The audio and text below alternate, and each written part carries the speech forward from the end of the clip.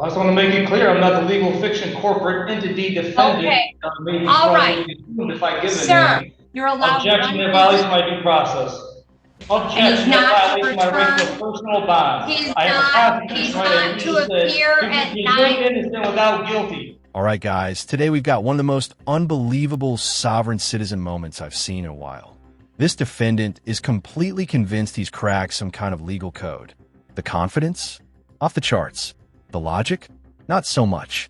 At one point, he literally thinks repeating, "I do not consent," is going to override the law. Like if he just says it with enough passion, the charges are going to vanish. And then we've got Mr. Martin. He claims to be an attorney, so he refused to speak with Mr. Phantom. I'm looking forward to it. All right, this is 241388, the state of Michigan versus Eric Joseph Martin. Sir, can you tell me your name? Oh, not the Romans Desticate Trust, if that's what you're wondering. Okay. Are you going to tell me your name or not, Mr. Martin? I just want to make it clear, I'm not the legal fiction corporate entity defendant. Okay. All right. If I give Sir, if you require accommodations to use the court because of disabilities, or if you require a foreign language interpreter to help you fully participate in court proceedings, please let the court know immediately. You are here today on count 1, domestic violence.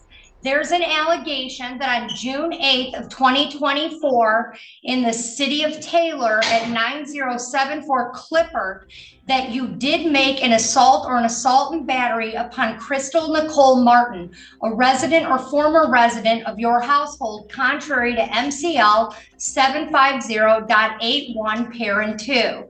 This is a misdemeanor punishable by up to 93 days in jail and or $500. A consecutive sentence may be imposed under MCL 750506A if the assault was committed in a place of confinement.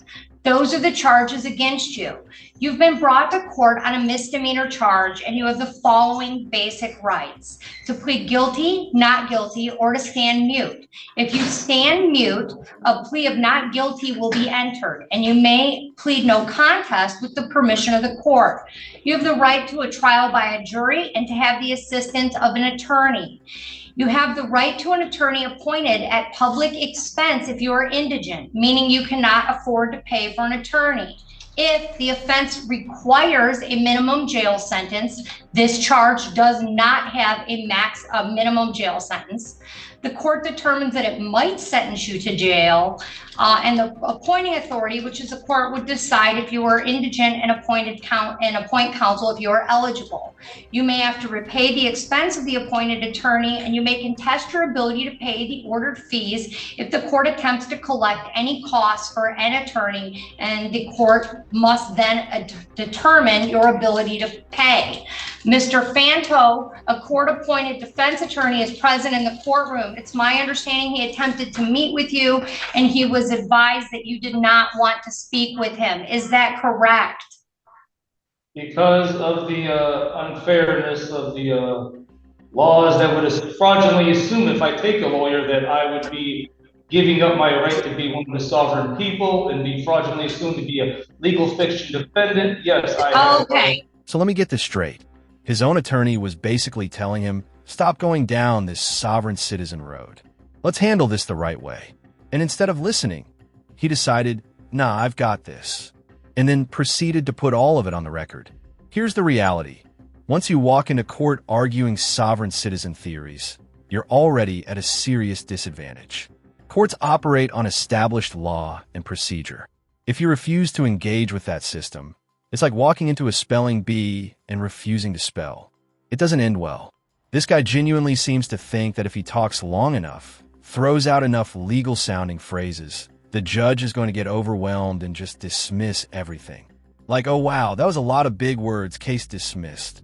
That's not how this... have refused that a lawyer Mr. Martin, If you have a trial, you have the following rights: to call witnesses to speak for you at trial, and you could get an order signed by the court to require those witnesses to come to court.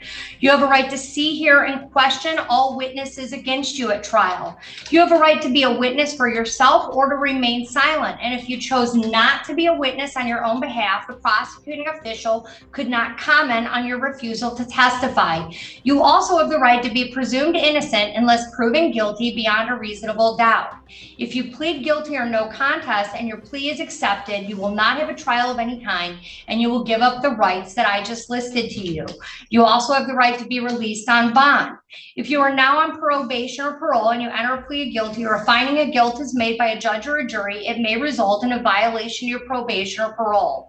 The court can sentence you to jail and fines plus cost. And the court must tell you on the record the name of the offense, the mandatory minimum jail sentence, if any, and the maximum possible penalty for the offense, including jail, fines, and both, which I've already done. Fines, costs, and other financial obligations imposed by the court must be paid at the time of assessment, except when the court allows otherwise for good cause shown. If you are not able to pay due to financial hardship, you can contact the court immediately and request a payment alternative. So those are your constitutional rights going forward, Mr. Martin. I want to make it clear, I have been illegally arrested here by barred away, okay, because he just went by her lies saying I kicked her. As soon as he walked through my door, I'm the one that called 911 on Crystal Martin, okay? All right, sir, you have a constitutional right to remain silent, and anything you say with respect to this case could potentially be used against you in a court of law. So I would advise you at this time to remain silent with respect to the actual facts or allegations listed in the complaint and misdemeanor complaint, which I've read to you. Sir, are you gainfully employed? Well, I wish to finish before I answer your questions. I will answer your questions. I want to finish exercising my First Amendment right, freedom of speech, and continue what I was saying. I genuinely want to know what he was thinking in that moment. The judge literally tells him to stop talking, basically trying to protect him from digging a deeper hole. And his next move is to blame his sister? That's the strategy? In what universe does throwing your own family under the bus make a judge suddenly say, oh wow, never mind, you're free to go? That's not accountability. That's panic. Watching this unfold feels like watching someone try to put out a fire with gasoline. Every sentence just makes it worse. And the wild part? You can see the confidence on his face. He really believes he's making strong points. But confidence without self-awareness is dangerous in a courtroom. Judges pay attention to responsibility. Oh, okay. Sir, you are to appear in court as directed. I'm not going to argue with you, Mr. Martin. I understand your sovereign citizen argument. It's not the first time I've seen it or heard it. You are under the jurisdiction of this court. This court has jurisdiction under the Michigan Constitution and the laws of the state of Michigan. You are charged with a 93-day misdemeanor, sir. You've been advised of all of your rights. Okay, you have a First Amendment right, certainly, but you are here for an arraignment, not to lecture me on sovereign citizen beliefs, okay? I'm trying to get you through this and make sure you understand the process. You are to appear in court as directed. You're not to leave the state without permission of the court. You're not to commit any new crimes while released. You're to immediately notify the court of change of address or phone number. You're to have no contact with the complainant, Crystal Martin, in this case. Do you understand me? Well, I do not understand in that I do not stand under the charges, the false fraudulent charges, but I do comprehend. But as I was saying, I was illegally arrested in violation of my due process rights. There's not sufficient evidence for my arrest that I did any domestic violence. Bardaway just arrested me anyway. There's no video of me assaulting her. There's no, he did not see it. She just told a lie. I actually filed a PPO on her. Sir, do you understand that they have no contact with Crystal Martin? Then you need to tell her, do not come to my house. She keeps coming to my house so she can set me up with these lies because my sister can't let her over. I have no, I don't want to contact her, but okay, she needs to stop coming over to my house. You know, I'm living with her 32 years. Miss Maudlin, let me finish talking. I have the First Amendment right to talk. I have the. Mr. Martin, it's clear to me at this point that you have no respect for the court. I believe that you're a danger. I can't get any information from you as to whether or not you have another place to reside, whether or not you understand the court's no contact provision. I need to know that you understand what I am telling you, because I am attempting to set a bond on your case. And if you want a bond on your case, you've waived your right to an attorney. And I'm trying to figure out, do you have another place to stay? Do you understand what no contact means?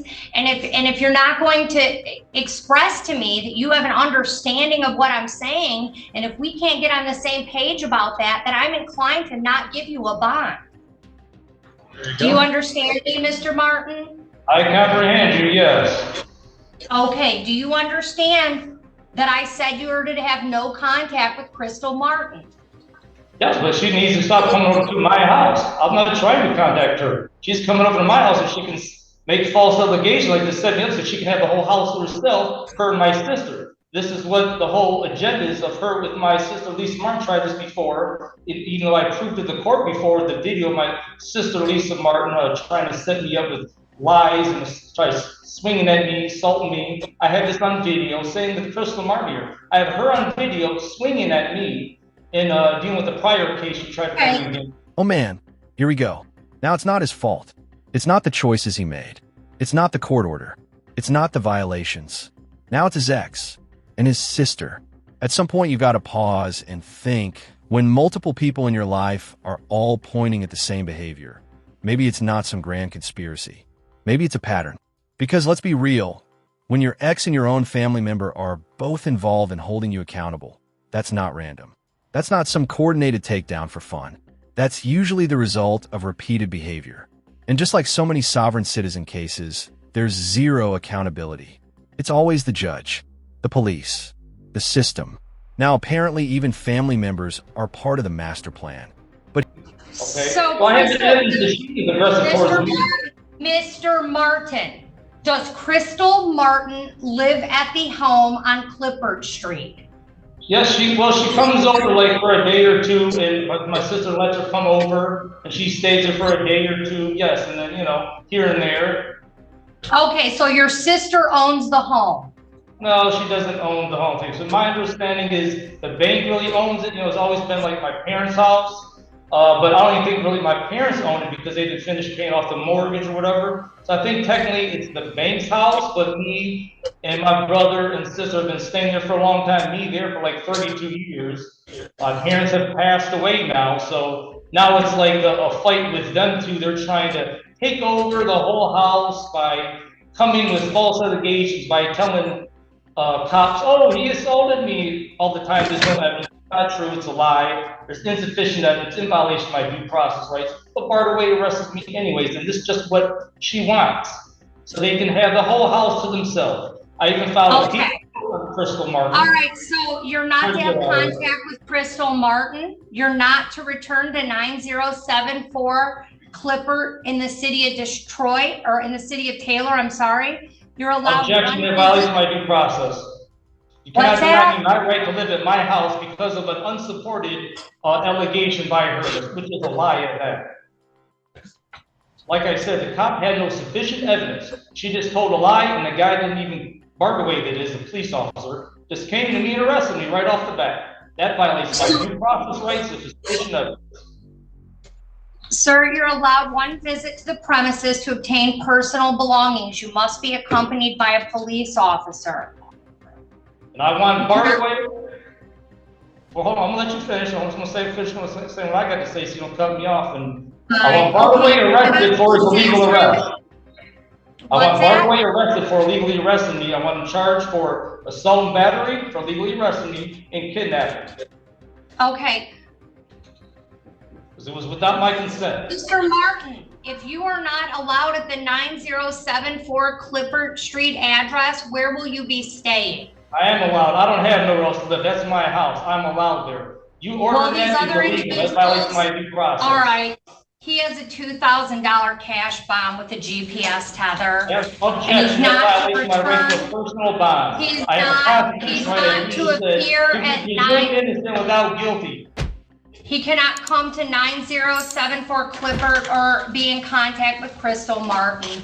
I'm not gonna lie, when the officer rolled the camera away like that, it almost felt symbolic, like even the equipment was done listening.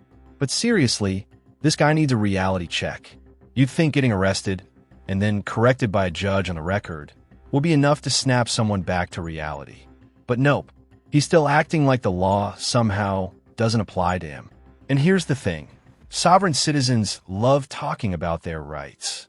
But courts are not required to entertain arguments that have no legal foundation. There's a difference between asserting your rights and repeating claims that have already been rejected over and over again in court. At some point, it stops being strategy and starts being self-sabotage. The emotional reaction didn't help either. When you're standing in front of a judge, composure matters. Credibility matters.